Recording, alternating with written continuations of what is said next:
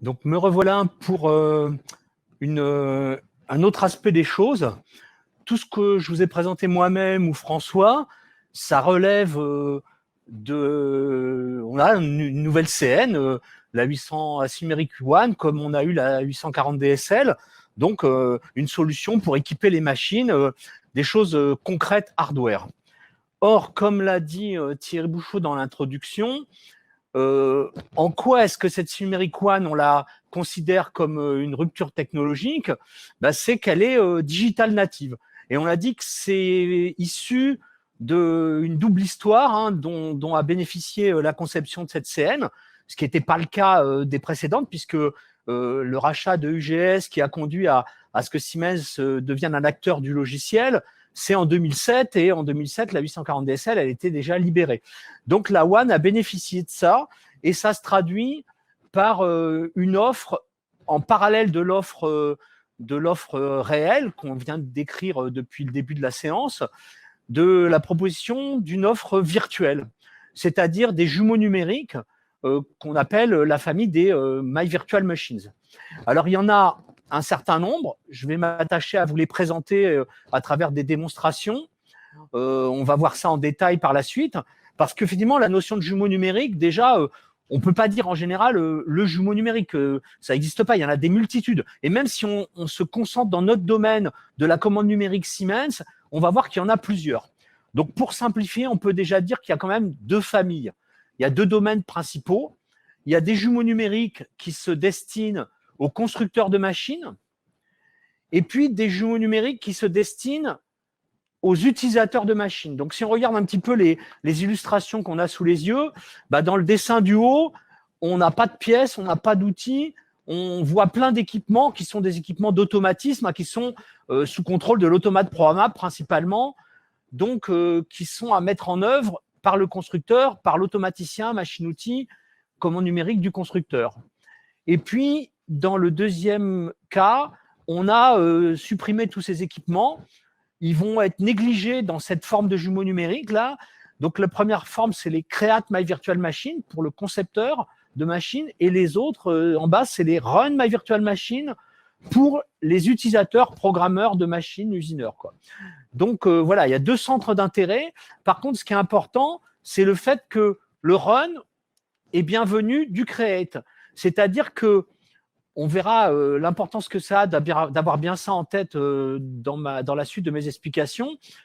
Le constructeur doit faire un certain nombre de choses pour qu'il puisse proposer à son client la solution Run My Virtual Machine. C'est-à-dire qu'un constructeur qui voudrait pouvoir offrir à ses clients les solutions de jumeaux numériques destinées aux programmeurs ne pourra pas le faire s'il n'a pas lui-même adhéré à la démarche au moment de la conception de la machine. C'est ça qu'il faut avoir en tête. Donc, commençons par cette première famille de Create My Virtual Machine. Donc, il s'agit d'une famille. Il y a plusieurs éléments dans cette famille. On va commencer par la brique de base. Donc, ça s'appelle Create My Virtual Machine Operette. Donc, ça, il faut le voir comme un test track, un banc d'essai, un test track virtuel qui peut être une alternative à un test track physique. C'est comme ça qu'il faut le considérer. Alors, parmi vous, il y a plusieurs usages. Alors, je m'adresse surtout aux constructeurs de machines, puisqu'on est dans le Create My Virtual Machine, mais il y a aussi des clients finaux qui, au niveau de leur service maintenance, utilisent des rack tests physiques. Donc, pour ceux-là, pour ceux qui en ont, je leur propose de réfléchir à une alternative lorsqu'ils vont passer à Asymmetric One, plutôt que cette fois-ci, plutôt que de vous doter pour un investissement similaire, en fait, plutôt que de vous doter d'un rack test physique, peut-être vous pourriez envisager d'utiliser cette solution de Create My Virtual Machine Operette. Et puis, pour ceux qui ont renoncé jusqu'ici à se doter de rack test physique, ils ont certainement trouvé de bonnes raisons pour y renoncer.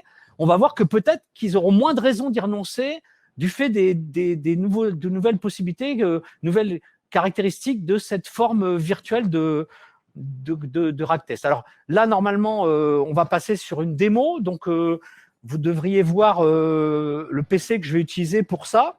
Donc, vous retrouvez cette photo de famille avec l'ensemble des équipements. Donc là, on va se concentrer sur cette brique-là qui qui est à gauche. Je pense que vous voyez ma souris sur votre écran. Donc, le Create My Virtual Machine Operate, donc c'est mon fond d'écran de mon PC et j'ai disposé justement toutes les icônes des différents logiciels dont on va faire la démonstration par la suite. Alors, il y en a un qui ne fait pas tout à fait partie de la photo de famille. D'ailleurs, tiens, je peux le déplacer.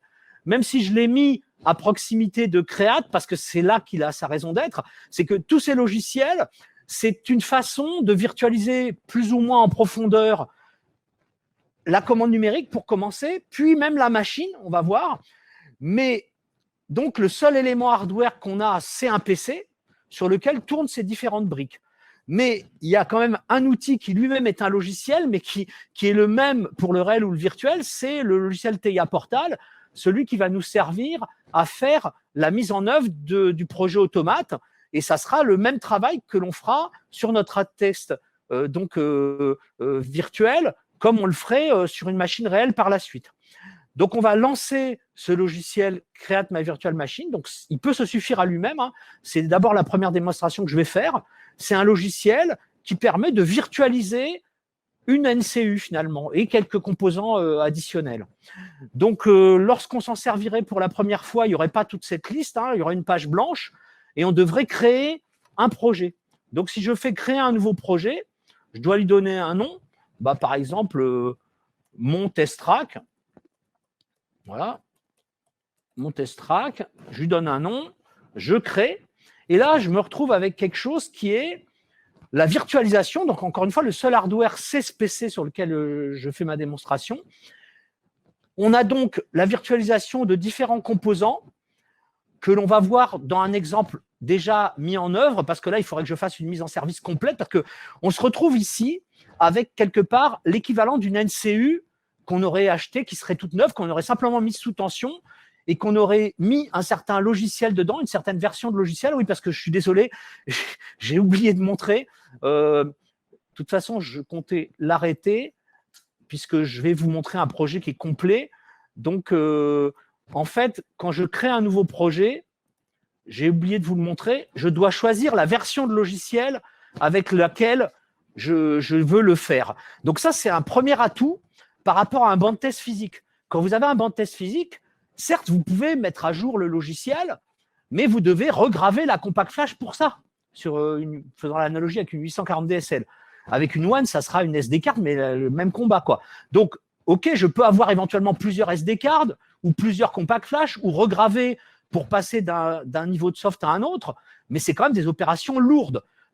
Premier avantage d'un rec test virtuel, je peux créer un projet aujourd'hui avec la toute dernière version 6.14, mais si je veux travailler sur une version précédente, je peux.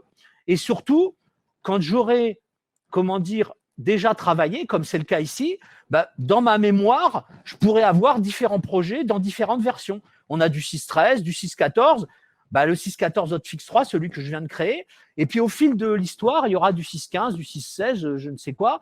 Et là, vous pourrez conserver tous vos projets. Donc ça, c'est un premier avantage du REST virtuel. Vous pouvez facilement retravailler sur un système que vous avez fait il y a plusieurs années sans avoir besoin de ressortir des vieilles CF cards ou de les regraver. Deuxième avantage, j'ai dit que lorsque j'avais créé ce projet, je ne vais pas le refaire, hein, vous l'avez vu, on avait une page blanche, quelque sorte. C'est l'équivalent donc d'une CN dans laquelle on aurait mis une certaine compact flash, donc avec une certaine version de soft, et qu'on aurait effacé automate CN. Et on se retrouverait donc avec une page blanche, il faut faire une mise en service. Simplement, dans une autre différence entre le rec test physique et virtuel, c'est que dans le rec test physique, j'aurais dû faire un choix. J'ai acheté quoi dans le cas des 840 DSL, une 710, une 720 ou une 730.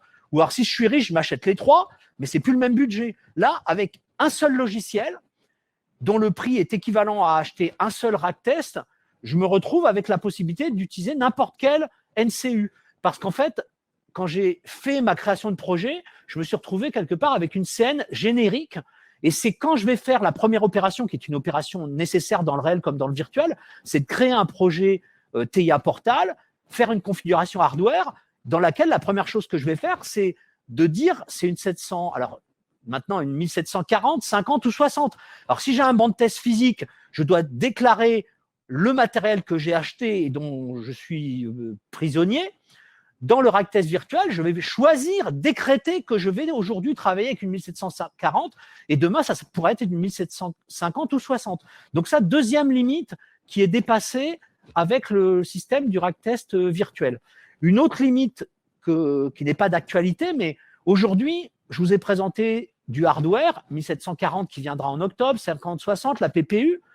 Certes, le hardware ne va pas rester figé jusqu'à la fin de vie de la Silmeric One. On a déjà connu ça avec la 840 DSL. En tout, on aura eu 3 générations de matériel. Dans l'avenir, il y aura dans quelques années immanquablement une évolution hardware. Votre test physique, il sera bon pour en racheter une nouvelle. Là, on aura l'évolution du logiciel qui intégrera les caractéristiques des générations futures de hardware. Donc voilà les 3 arguments déjà pour l'aspect investissement. Pour un investissement similaire, on a tout un tas d'avantages qui vont peut-être faire basculer ceux qui ont du hardware vers le software et ceux qui n'avaient rien à se décider pour disposer de ce matériel. Donc je vous ai dit qu'on allait travailler sur un projet qui existe. Hein. Donc on a cette maquette. Donc, je lance et on va voir qu'au-delà d'avoir quelque chose de plus flexible en termes de version de logiciel, en termes de type de NCU, etc., on va voir qu'on va en plus pouvoir en faire plus qu'avec un rack test physique. Alors, il faut démarrer le projet et vous voyez sur votre droite de l'écran, vous avez les différents constituants qui vont au fur et à mesure s'activer et passer en vert. Donc, en fait, il y a des choses visibles. Par exemple, en bas de l'écran, on virtualise le tableau de commande machine. Au-dessus, il est en train de démarrer, c'est le dernier à se mettre en service. On va pas réellement virtualiser là parce que c'est le Silmeric Operate, le HMI. Il n'a pas besoin d'être virtualisé, c'est déjà un logiciel qui fonctionne sous Windows 10. Donc là, on va simplement utiliser le Silmeric Operate, le même que sur le monde réel. Et par contre, les choses qu'on ne voit pas, on va avoir une CN virtuelle, donc le processeur NCK virtuel, avec plein pouvoir, enfin avec les mêmes fonctionnalités que dans une vraie CN. On va avoir un automate virtuel, le PLC SIM Advance, que certains connaissent peut-être dans le monde cimatique. On n'a pas besoin d'installer ce logiciel, c'est tout en un. Le logiciel CMVM, Create My Virtual Machine, il intègre effectivement un PLC SIM Advance. Lui, il va virtualiser non seulement l'automate, mais aussi le bus de terrain, la config hardware. Tous les équipements d'entrée-sortie que l'on va avoir déclarés dans la config hardware vont être pris en charge et virtualisés par ce module. On va avoir une émulation partielle des drives Synamics. Le SIM Drive, ça ne nous émule pas les boucles de courant et de vitesse, ça ne va pas permettre de faire le tuning des axes, mais ça émule toute la communication qu'il y a entre les drives et la partie CN, c'est-à-dire qu'on va avoir tous les télégrammes, ça veut dire que les axes ne vont pas être simulés. Si on regarde dans la page mise en service, on voit que les axes, ils ont été associés à des drives, ce qui n'est pas le cas dans un banc test virtuel dans lequel on n'a pas de drive, mais même si on en a, généralement on en met un ou deux, puis idéalement que ça fonctionne en 220, donc ça a peu de chances d'être les mêmes drives qu'on aura sur la vraie machine. Là, on va virtualiser, au moins pour ce qui relève de leur interaction avec la CN. Et si on regarde les paramètres machine d'axe, effectivement, le paramètre de type de consigne, c'est du 1, c'est pas du 0, on n'est pas en simulé. Et le paramètre de type de codeur, là, on a un seul circuit de mesure, donc le deuxième, il n'est pas déclaré, mais on a un codeur absolu qui a été déclaré, et ça, c'est vrai pour tous les axes. Hein. Ils sont tous déclarés comme s'ils étaient vraiment là. Vu de la CN, elle ne sait pas qu'ils ne sont pas vraiment là, effectivement. Donc ça, c'est une première différence avec le rack test physique.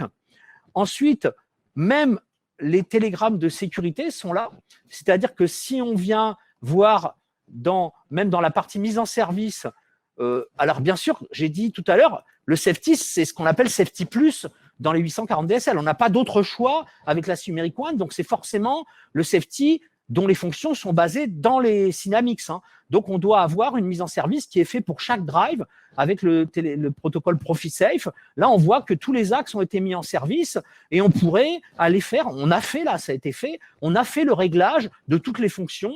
Et on pourrait même aller jusqu'à, on pourrait aller jusqu'à démarrer la mise en œuvre du protocole de réception. On ne pourra pas l'exécuter complètement, mais on pourra démarrer au moins de faire tout ce qui est documentaire relatif à ce protocole de réception. Sachant que la finalité d'un test track virtuel ou réel, c'est de faire le maximum de choses en avance de phase c'est-à-dire de faire le plus possible de choses par anticipation pendant que la machine est en train d'être construite. Donc là, on pourra déjà préparer son protocole de réception, même si on le mène pas à bien jusqu'au bout sur le rack test. Mais chose qu'on ne fait pas sur un rack test physique, si on n'a pas de drive, de toute façon, et on n'aura probablement pas les vrais drives de la machine. Donc, tout cet aspect-là, on ne le traitera pas du tout sur un rack test physique. Maintenant, si on regarde les choses du point de vue du diagnostic, si on va voir dans le diagnostic des fonctions de sécurité, on va voir effectivement qu'on dispose bien des télégrammes de sécurité. Donc, les télégrammes 903 ici. Alors, bien sûr, je m'adresse surtout à ceux qui savent déjà un peu ce que c'est. Pour d'autres, on ne va pas faire une formation de Safety Plus ici, bien sûr. Hein. Mais c'est pour ceux qui n'ont pas fait de Safety Plus, mais qui font du safety avec des drives S120 et des automates, c'est la même chose aussi. Et on a les fonctions SIC, SSC. Si on regarde ça plus en détail, on voit qu'actuellement, effectivement, on est en SOS, SLS parce que s'il y a une chose qui n'est pas émulée ici, c'est ce qu'il y a au bout des cartes d'entrée-sortie. C'est-à-dire qu'avec le PLC SIM Advance intégré, on émule effectivement toute la périphérie, donc les cartes T200SP ou autres, mais de base, on n'émule pas. On verra avec les autres formes de jumeaux numériques, on pourra aller plus loin. Mais là, dans cette formule-là, on n'émule pas ce qui est branché derrière les cartes d'entrée-sortie. Il n'y en a qu'un seul qui est intrinsèque, c'est l'arrêt d'urgence. Effectivement, alors si on revient dans les alarmes, effectivement, on a un certain nombre d'alarmes, dont le fait que, effectivement, le bouton d'arrêt d'urgence, c'est le seul qui est matérialisé nativement et qui est connectable à l'entrée correspondant à l'arrêt d'urgence. Mais, par exemple, si je veux fermer mes portes, etc., alors je vais enlever ce statut. Là, maintenant, on voit que tout le monde est vert, hein, ça n'a plus d'intérêt. Et je vais appeler un autre écran qui est une table d'entrée-sortie.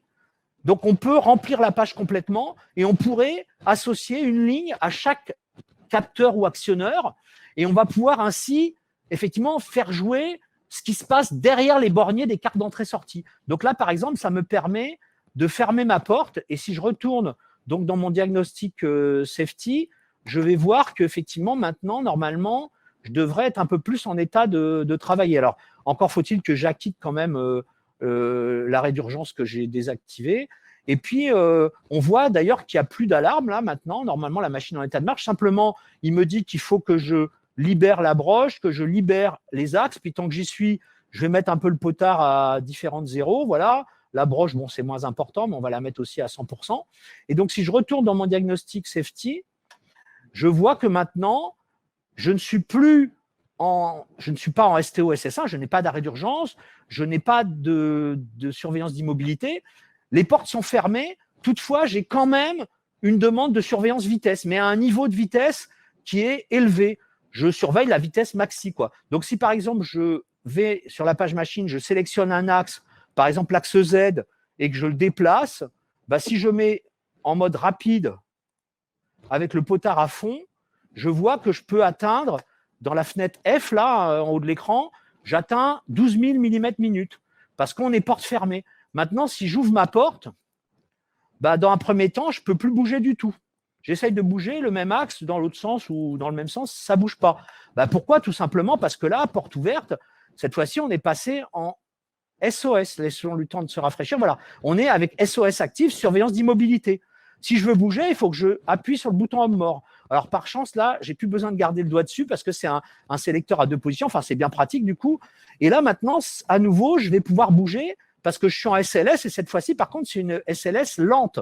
C'est-à-dire que, en fait, je peux bouger, mais même si je me mets en rapide potard à fond, cette fois-ci, mon axe Z, je le bouge qu'à 1600. Donc, toute chose qu'on n'aurait pas pu faire avec un rack test physique.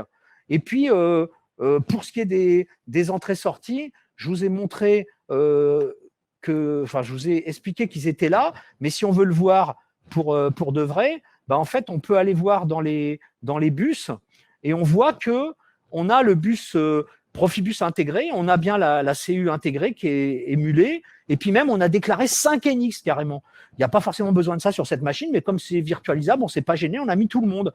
Et si on regarde l'autre bus, on a 2 devices qui sont sur le bus Profinet.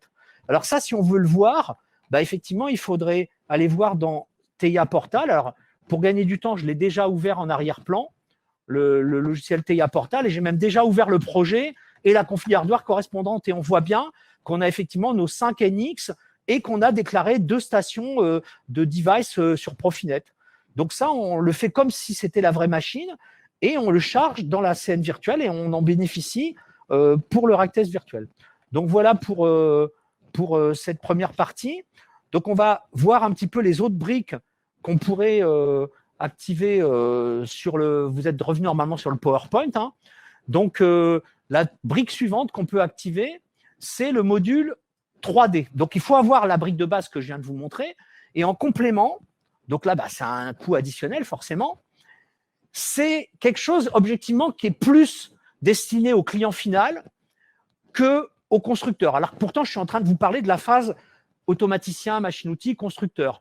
Mais ça sera quand même intéressant et voire indispensable dans certains cas au constructeur de se doter de ce module-là, parce que si le constructeur veut pouvoir délivrer un jumeau numérique dédié au client final, le client final, c'est ça qui va l'intéresser, c'est la possibilité de représenter en 3D les phases d'usinage. Donc, pour pouvoir livrer ça à son client, il faut que lui-même, il l'ait intégré au départ. Et tant qu'à faire, à partir du moment où il l'aura intégré, il va pouvoir en tirer lui-même un bénéfice. Donc là, normalement, on va revenir sur la partie présentation sur le PC.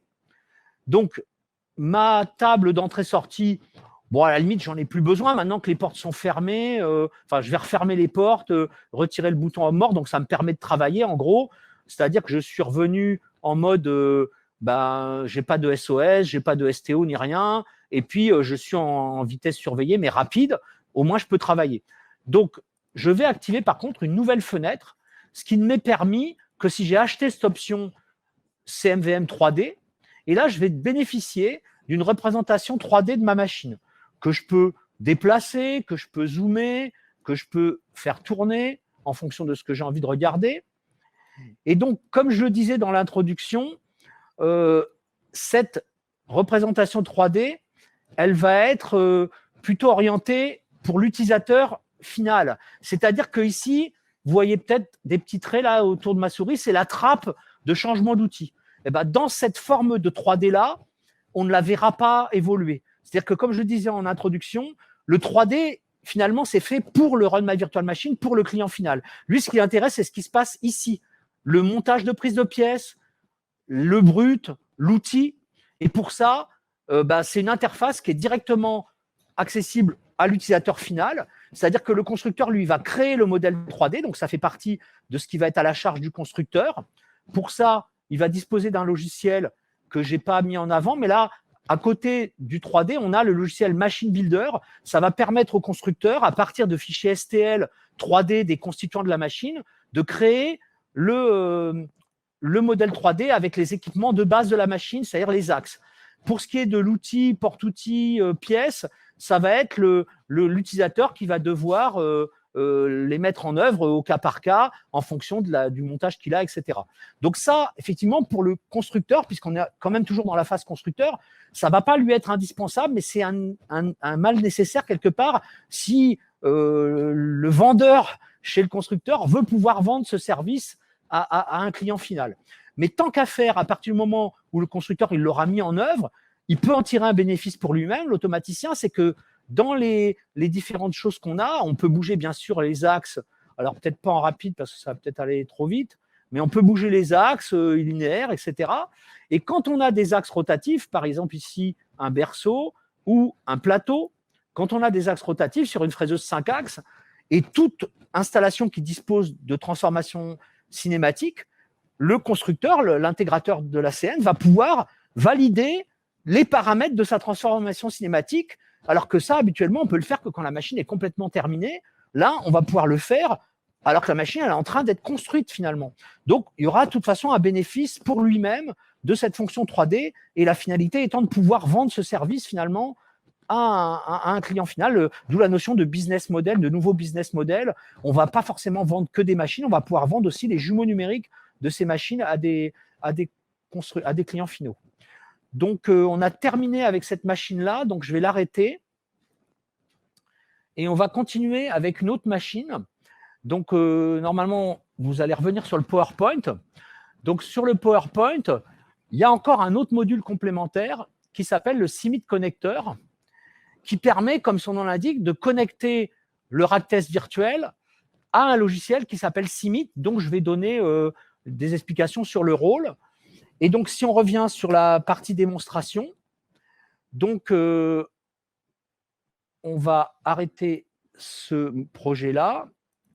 Et donc, on va laisser de côté pour l'instant Create My Virtual Machine. On va venir dans notre photo de famille. Donc, on a cette composante-là, éventuellement agrémentée de cette composante 3D qu'on vient de voir. Et si on met l'option, encore une nouvelle option, donc à chaque fois, on renchérit le coût de l'investissement. Donc, ce n'est pas une absolue nécessité de tout faire. Moi, je vous présente tout ce qui est proposé par Siemens. Forcément, quand on va aller à droite de l'écran, ça va être de plus en plus cher, mais on n'est pas tenu de systématiquement tout mettre en œuvre. On a vu ce qu'on pouvait déjà faire avec la brique de base toute seule. Avec le module 3D, on est déjà un peu plus confortable, on voit ce qui se passe. Avec le module CIMIT Connector, on va pouvoir connecter le logiciel CIMIT. Ce logiciel CIMIT, je l'ai déjà démarré pour gagner un peu de temps. Donc, le logiciel CIMIT, il a vocation à prendre le relais du PLC SIM Advance. Le PLC SIM Advance, je l'ai dit, il émule toutes les cartes T200S et autres, mais ça s'arrête au bornier des cartes d'entrée-sortie. Alors, bien sûr, avec nos petits boutons qu'on avait mis dans la page de la table des entrées-sorties, on peut jouer ce qu'il y a au bout des borniers des cartes d'entrée-sortie, mais là, il y en avait deux. Il y avait la porte et le bouton homme mort. Si je commence à en mettre des dizaines, il faut être un peu accordéoniste pour pouvoir s'en servir. Donc, l'intérêt de CIMIT, ça va être de pouvoir disposer de ce qu'on appelle des couplages, c'est-à-dire il va y avoir un couplage avec CMVM et on va avoir toutes les entrées de l'automate qui vont être interfacées dans ce logiciel. On va avoir toutes les sorties, donc les sorties tout ou rien, mais y compris les axes. Les axes de la CN vont aussi arriver dans cette interface. Et donc ça, c'est juste une interface qui est connectée au bornier quelque part des cartes d'entrée-sortie, émulée par le PLC SIM Advance intégré. Et ensuite, on va mettre en œuvre ce qu'on appelle des chartes. Donc des chartes, bien en fait, ça permet de comment dire, de mettre une logique entre ces entrées et ces sorties connectées aux cartes d'entrée-sortie automate. Donc, on va avoir un langage graphique dans lequel on va avoir des objets logiques ou, comme ici, un timer, une tempo. Et je peux prendre un signal, par exemple, une sortie qui me vient de l'automate qui demande à mettre en œuvre l'aspiration. Et du coup, je vais, au bout d'une tempo, activer l'entrée qui dit à l'automate que le système d'aspiration est en marche. Donc, on peut c'est en quelque sorte le sparring partner, CIMIT, c'est le sparring partner de l'automate. Il va permettre d'éviter d'être accordéoniste et de bouger soi-même les petits boutons. On va pouvoir modéliser la réaction de ce qui se passe sur les entrées en fonction de ce qui est activé sur les sorties. Donc ça, c'est une forme possible. Maintenant, on peut aussi avoir quelque chose de plus ergonomique où on peut carrément se créer un tableau de commande dans lequel on va pouvoir, activer des choses avec une mise en forme ergonomique plus ou moins réaliste. Là, c'est une question de talent pour mettre ça en œuvre. Alors, ça va être connecté à CMVM. Donc, encore faudrait-il qu'il y ait un CMVM derrière. Le CMVM, je l'avais refermé et je vais ouvrir un autre projet qui a été conçu. C'est la même machine, mais une déclinaison du projet qui a été conçu pour être relié à CIMIT, ce qui n'était pas le cas de la première formule où il était fait pour être utilisé en autonomie. Donc là, je lance l'autre déclinaison du projet de cette machine. On va voir sur le 3D qu'il s'agit bien, alors à condition que je le lance, bien sûr.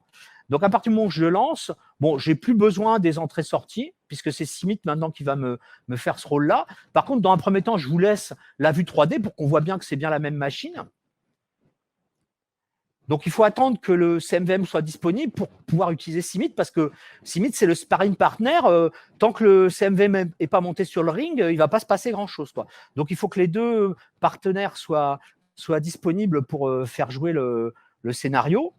Donc là, je vais bientôt avoir… Alors, si j'avais laissé effectivement mon statut, j'aurais pu savoir quand tout était prêt. Mais en général, c'est l'IHM qui arrive en dernier. Donc, a priori, ça doit être bien le cas maintenant. Voilà. Donc, je peux retirer le statut quand tu veux. je retire le statut et donc on voit bien, c'est bien la même machine. Par contre, là, si je veux essayer de faire bouger en jog, etc., ça ne va pas bien se passer parce que j'ai plein d'alarmes. En particulier, j'ai de l'arrêt d'urgence, etc. Donc, en fait, il faut maintenant, je ne vais plus avoir à jouer avec mes petits boutons. Je vais retourner dans Cimit. Et dans Cimit, à condition de le mettre en run, hein, là, il y a un projet, il faut le lancer. Donc, c'est un peu le look and feel de TIA Portal. Donc, concrètement, en fait, ça passe en orange quand il est en ligne, quoi, quelque part. Donc là, comme je me suis construit un contrôle panel un peu confortable, je retire l'arrêt d'urgence, je la quitte. Donc, je peux faire un RAS en plus derrière. Et là, déjà, j'ai plus d'alarme. Normalement, je devrais, enfin, peut-être pas encore pouvoir bouger parce que concrètement, il y a peut-être encore d'autres choses pour pouvoir bouger. Il faut notamment avoir mis la puissance générale. Il faut avoir démarré tous les agrégats, l'automatique, l'hydraulique, la lubrification, l'aspiration, la ventilation. Une fois que tous ces équipements-là sont on, je peux mettre sous puissance les drives. Et une fois que les drives sont effectivement sous puissance, je pense que j'ai plus besoin de Cimit. Il a fait son job. Après, il est en arrière-plan. Il m'a permis d'avoir la réponse de l'armoire électrique quelque part, de la tête de filerie. Et maintenant, normalement, je devrais pouvoir bouger puisqu'il n'y a plus de problème. Alors, peut-être qu'il faut quand même que je libère les avances, que je mette du potard. Ça, c'est quand même un peu de base. Et puis, essayons de bouger un axe. Effectivement, ça bouge. Alors, ça bouge, mais enfin, on en est au même point que tout à l'heure. C'est le 3D, là. C'est-à-dire, je n'ai pas plus mon magasin d'outils, tout ça. C'est encore un truc pour l'usineur, ça. Donc, à la limite, ce n'est pas ça que je voulais. Là, maintenant, je voudrais aller un peu plus loin. Donc, je retire le 3D parce que finalement, ce n'est pas ça dont j'ai besoin en tant qu'automaticien. Si je regarde bien la photo de famille, si j'en reste à Cimit, il va me permettre d'avoir ce sparring partner qui m'évite de tripoter les boutons comme un accordéoniste. Par contre, si je veux avoir plus qu'avec le 3D que j'avais là, je peux mettre en œuvre le logiciel NX MCD. Donc là, c'est encore une brique de plus qui a un certain coût, mais qui permet d'aller beaucoup plus loin et d'offrir à l'automaticien quelque chose que tout le reste ne peut pas lui offrir, c'est-à-dire une représentation de la mécanique, mais avec… Alors là aussi, je l'ai mis en route avant pour gagner du temps parce que ces logiciels prennent un certain temps à se lancer. Donc là, on voit une représentation de la machine. Alors bon, c'est bien, mais il ne se passe pas grand-chose. Toutes les portes sont fermées. Donc on va déshabiller la caractérisation, ce qui nous permet d'avoir une visibilité un petit peu sur… on voit que là, il y a les organes d'automatisme qui sont en place. Et d'ailleurs, on va s'en assurer. Donc pour ça, peut-être qu'il faut laisser un peu de place pour… pardon. Je ne vais pas le replier complètement, je vais le mettre en moitié d'écran. Et le CMVM, je vais en faire de même. Ce qui fait que chacun chez soi, alors à condition de ne pas se marcher dessus, donc si je lui donne cette moitié-là de l'écran, je vois quand même mon tableau de commande en entier, je vois ma fenêtre opérette et je vois ma machine. Pas trop mal. Voilà. Donc là, je vais mettre en jog, mais je vais mettre en mode jog intelligent et je vais demander d'aller chercher un outil. Donc, je prends cette fraise-là, par exemple. OK, départ cycle. Et là, ça ne va pas être simplement l'outil qui va apparaître bêtement. Comment dire? Ouais, j'ai juste oublié un petit détail. C'est pas grave. J'ai oublié un petit détail, c'est dans ma fenêtre Cimit, il fallait que je dise que je souhaite pouvoir faire de l'auto. Parce que ça, c'est comme un mode réglage ou un mode sur une vraie machine. Donc, si je n'ai pas fait ça, je n'ai pas le droit de faire d'auto ou de ce qui s'y rapporte. Le jog intelligent, c'est une sorte de MDA en jog. Donc, il y a des départs cycles. Hein. Donc, si j'ai demandé cet outil, je fais départ cycle, eh bien là, cette fois-ci, ça va agir. Et donc, là, je ne me contente pas de changer l'outil en broche instantanément comme avec le 3D, qui est suffisant pour un usineur. Lui, il s'en fout. Il achète une machine qui marche. Ça ne l'intéresse pas de savoir comment ça se passe le changement d'outil. Ce qu'il veut, c'est enchaîner ces différents outils pour tester son usinage. Là, moi, je veux au contraire pouvoir tester mon système de changement d'outil. Donc, je change d'outil. Je vais en prendre un autre. OK, départ cycle. Et là, on va aller chercher un autre outil. Donc ça va permettre à l'automaticien de tester tous les équipements qui sont raccordés à l'automate programmable. Donc là, normalement, on l'a terminé. Je pense que sur le PowerPoint, il y avait juste un petit détail. Ouais. On a terminé pour la démonstration. Au PowerPoint, il y a un dernier élément qui n'est pas du tout aussi utilisé qui sera certainement moins utilisé que les autres, c'est qu'on peut, grâce au module Open, on peut agir depuis l'extérieur, donc un logiciel extérieur, sur le CMVM. Ça permettrait, par exemple, de connecter de véritables systèmes IHM, un vrai tableau de commande, un vrai pupitre, parce que quand il s'agit d'utiliser le jumeau numérique pour de la formation opérateur, le fait de cliquer avec une souris sur un écran pour tourner le potard, c'est peut-être pas l'idéal. Donc, si on veut pouvoir offrir, dans le cadre d'une formation, une machine virtuelle, mais qu'on utilise comme une vraie, il faut pouvoir faire contribuer le réel au virtuel, et le module Open est là pour ça. Donc, on a des illustrations des différentes, mais on l'a vu en vrai, donc je vais passer rapidement sur ces diapos. Donc, on a dit qu'à partir du Create, on pourrait obtenir le Run. Et le Run, pareil, la brique de base toute seule, bah, c'est un peu comme Sinutrain. Pour ceux qui connaissent Sinutrain, ça revient à Sinutrain, mais je pense que ça va intéresser beaucoup moins de monde d'avoir juste ça. Je pense que ce qui serait vraiment le minimum vraiment très, très utile pour un usineur, c'est d'avoir le Run My Virtual Machine avec son module 3D, d'où la nécessité pour le constructeur d'avoir joué à ça dès le départ. Et là, on a un moyen quelque part suffisant pour tester ces programmes pièces. Alors, on ne dit pas comment on les a créés, ces programmes pièces. On les a créés à la main avec un logiciel de FAO quelconque.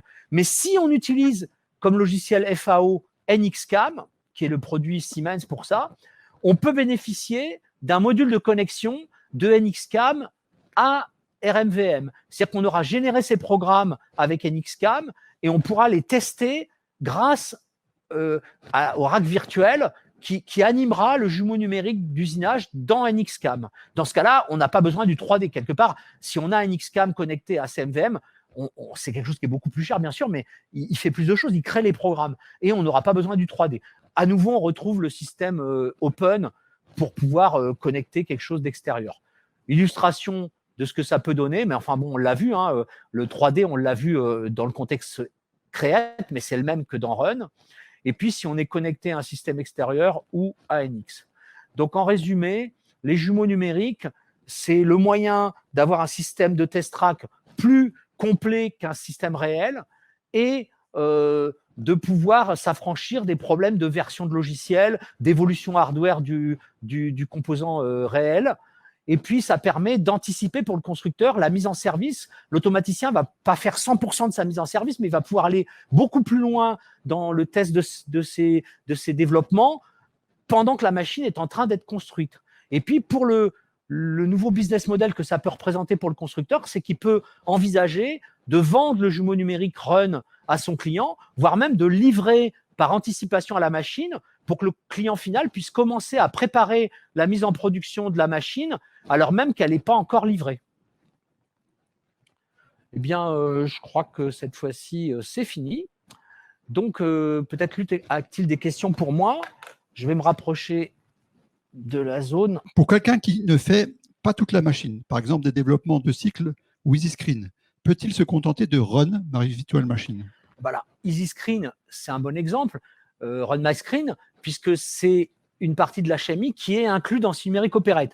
Donc là, on n'a même pas besoin de la partie 3D. Si on a la brique de base, Create My Virtual Machine, voire même dans le Run My Virtual Machine, puisqu'on va simplement rajouter des fichiers dans le système de fichiers de la CN, même le Run My Virtual Machine. En gros, c'est la même chose avec Sinutrain aujourd'hui. Le Run My Screen, le Easy Screen, on peut très bien faire des développements au niveau d'un Sinutrain. Simplement, la petit bémol, c'est que dans Sinutrain, il n'y a pas d'automate virtuel. Donc, si on met en œuvre dans une page perso des données automates, ben, c'est un peu bancal. Alors que là, vu qu'on a, même dans le Run My Virtual Machine, on a en arrière-plan un automate virtuel, on peut même valider des pages dans lesquelles figurent des variables automates. D'accord. Toujours dans cette idée de développement de pages IHM, cette fois-ci en Qt, est-ce que le virtuel ou le run permet de tester les add-ons IHM développés sous Qt? Bah en fait, c'est pareil que Sinutrain, là, parce que pour faire du développement Qt, on peut le faire dans Sinutrain. C'est même comme ça qu'on fait nos formations Qt en général. Et bien là, de la même manière, vu que ça touche directement Numeric Operate, on pourra en faire de même. Par contre, je réponds à une question qui n'a pas été posée ou qui va peut-être l'être après.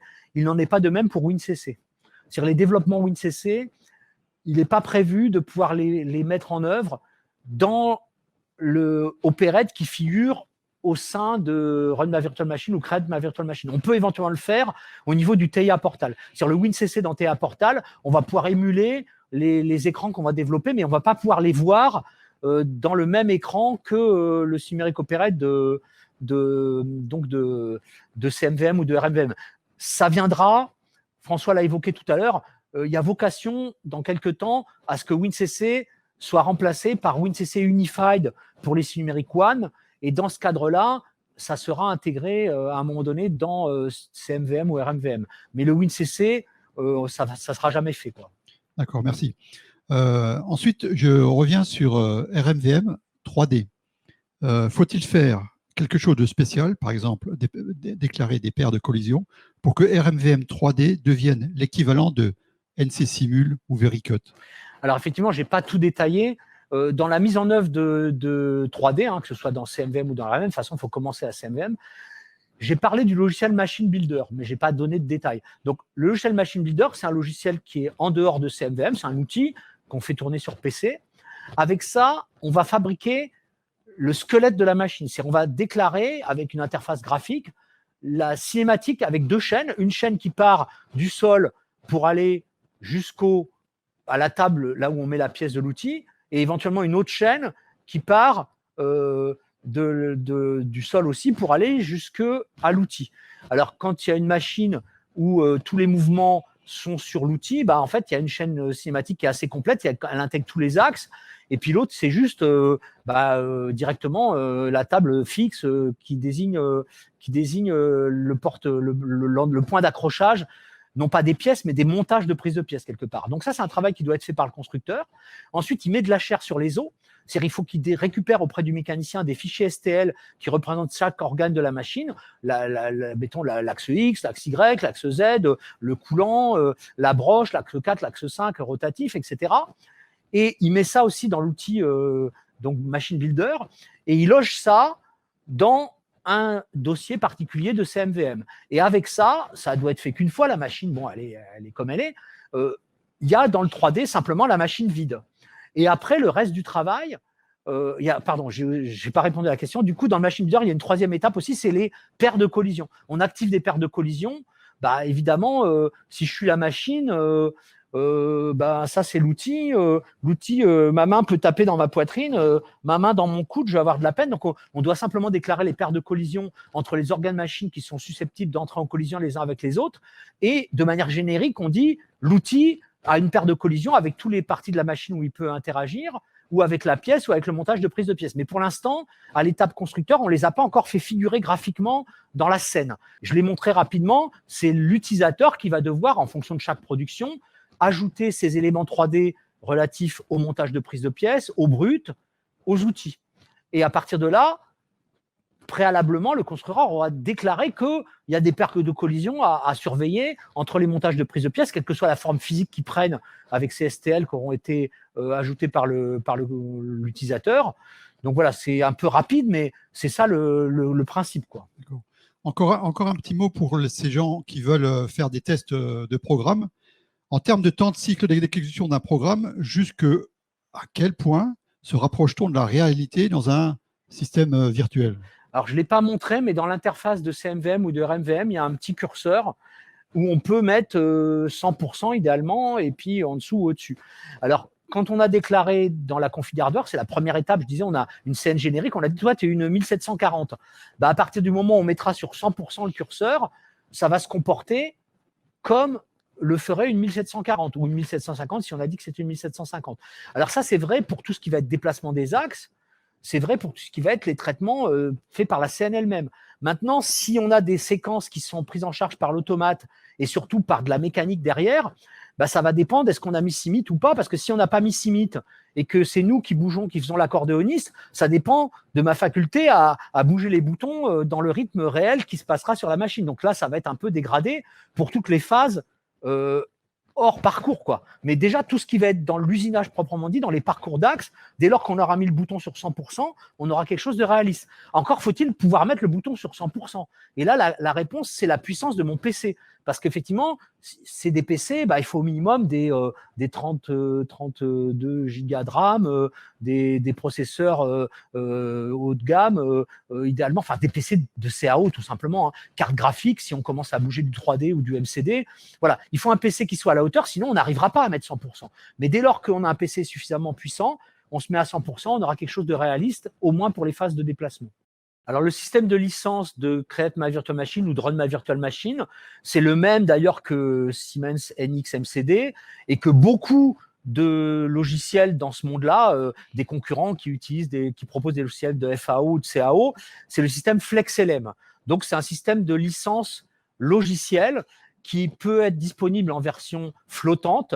Ça veut dire qu'on peut avoir un pôle de licence sur un serveur et on peut les faire utiliser par différents utilisateurs tant qu'il n'y en a pas plus qui l'utilisent en même temps que le nombre de licences disponibles. D'ailleurs, c'est quelque chose que je n'ai pas dit, que j'aurais pu dire, je profite de cette question pour amener une autre dimension. Quand on a un rack test physique, généralement, il y en a un dans l'entreprise, même s'il y a plusieurs automaticiens, et chacun vient s'y connecter tour à tour avec son propre PC dans lequel il a, par exemple, le logiciel TIA Portal. Bien là, j'ai montré le TIA Portal comme étant dans le même PC que le rack test virtuel, mais tous les autres logiciels que j'ai montrés doivent être dans le même PC. Cimit, MCD, tout ça. Par contre, le TIA Portal pourrait être dans un logiciel, dans un PC extérieur. Donc, on peut très bien avoir un poste si on veut acheter qu'une seule licence, parce que j'ai dit le niveau d'investissement est le même qu'un rack test virtuel. Donc, un constructeur qui n'aura acheté qu'un rack test virtuel, il va probablement acheter un seul rack test virtuel, et il va pouvoir le mettre dans un PC disponible pour tous les automaticiens et chacun pourra venir s'y connecter avec son propre PC dans lequel il aura son TIA Portal. C'est une chose qui est possible. Et par contre, les différents projets vont rester dans le PC commun, mais comme les différentes archives des différents tests qu'auraient fait les différents intervenants l'auraient été dans un rack test physique. Alors, tu parlais un petit peu, tu comparais le coût de la solution à un rack test réel. Tu peux donner des chiffres plus parlants?